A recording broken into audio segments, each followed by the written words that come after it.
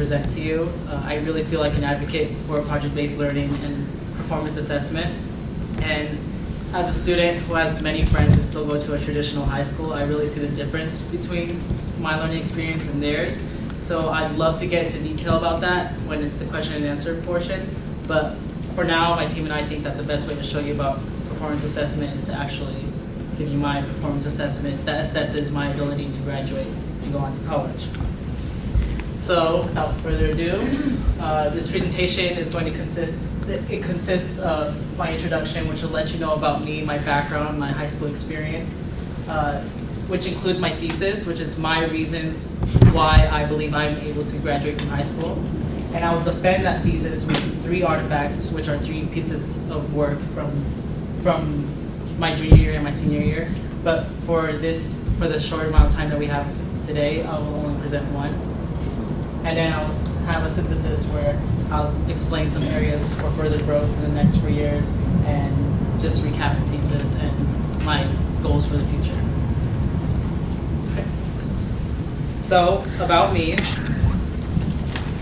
My name is Alexis Villalobos. I am a senior. Some of my interests include acting, theater, visual arts, and ASB, which is the Associated Student Body, the student government at school.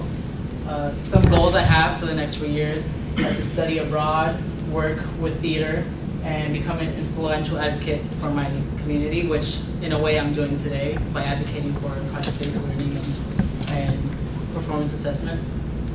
And something I forgot to include there is that next year I'll be attending St. Mary's College of California, which is a 4-year private liberal arts school, and I'll be the first in my family to attend a 4-year college.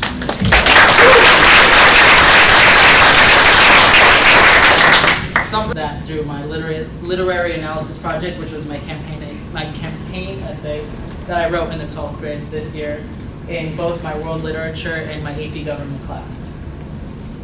So just to give you some context on this project, since you guys weren't there with me, it was a project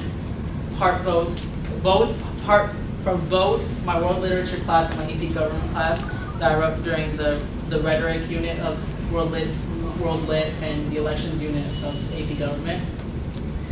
Throughout high school, we read and analyzed a lot of different texts and works of literature like Shakespeare, Kindred, Life of Pi, other poems and lyrics, and did analysis on those works. But for this specific project, we were asked to analyze an actual ongoing campaign for the 2010 California election.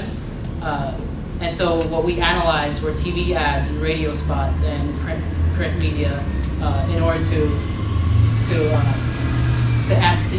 use analysis to identify the rhetorical strategies that were being used by that campaign. And then we had to use our knowledge of rhetoric and what we learned in World Lit in order to evaluate the effectiveness of those rhetorical strategies. So we got to say our opinion on whether or not it worked, whether or not it was a good idea to use that strategy or not, based on who the audience was, who the voters were, and what message was being delivered. So, to connect back to my thesis and prove that my writing skills have developed through this project, I was able to use creative writing.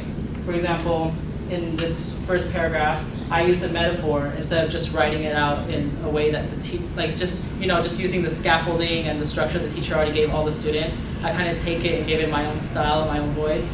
And I used a metaphor for the race because I chose Barbara Boxer's campaign against Carly Fiorina, and I thought it'd be funny to do some wordplay with Boxer's name because she's a boxer, and I used the metaphor of the race being a boxing match between her and Fiorina. And it wasn't just like for fun. It wasn't just because I wanted to make a joke and make people laugh, but I still made it make sense. Although it was funny, creative, I was still informative and factual. Like I still explained what was going on in the race and built context for my essay.